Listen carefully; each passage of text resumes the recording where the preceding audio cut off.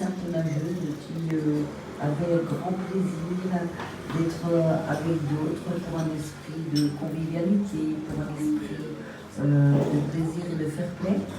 Et finalement, à force d'encouragement, on le voit actuellement, les encouragements ça aide énormément. À force d'encouragement, j'ai progressé. Puis ensuite, quand j'ai commencé à gagner, mes enfants sont nés. Après, je me suis arrêtée.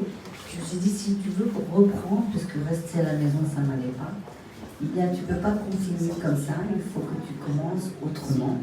Donc, comme mon agent, lui, était parti aux États-Unis, je ne pouvais pas aller aussi loin.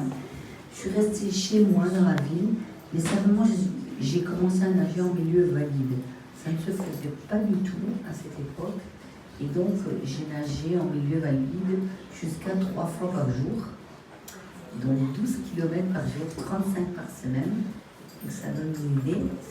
Et tout ça pour arriver effectivement d'abord à reprendre à Atlanta en 87 avec 6 médailles d'or et une argent.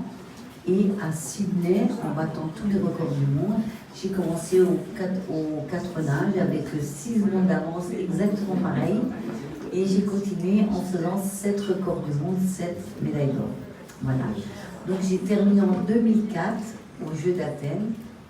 Et puis ensuite j'ai fait des études sur la sociologie du sport, parce que je devais comprendre pourquoi j'aimais tant faire du sport, pourquoi les gens étaient admiratifs du sport et qu'est-ce que ça apportait aux gens le sport.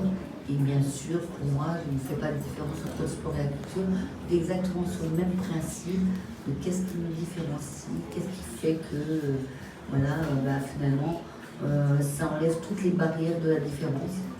Et là, on le voit bien, les maillots de bain, ils ont permis aux femmes de s'émanciper, d'évoluer.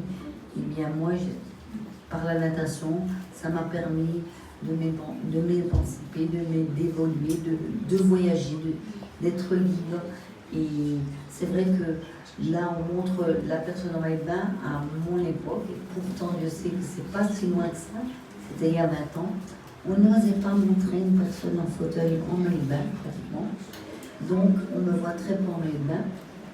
Et maintenant, alors que maintenant on peut faire des photos avec des personnes en situation de handicap, bien au contraire, eh bien, je pense qu'on a été peut-être précurseurs pour faire avancer les choses, comme l'ont été ces femmes dans le temps, pour Alice Amelia, comme on a parlé, toutes ces femmes sont poussées pour que, justement, on puisse montrer leur corps, mais sans que ça soit vulgaire, mais que ce soit tout simplement quelque chose de joli. Parce que quand on regarde un tableau, on peut dire qu'il est joli. Non, et bien quand on voit une femme ou un homme, c'est la même chose. Voilà, c'est ça que je trouve ça merveilleux. Merci de nous faire partager ça. Bravo.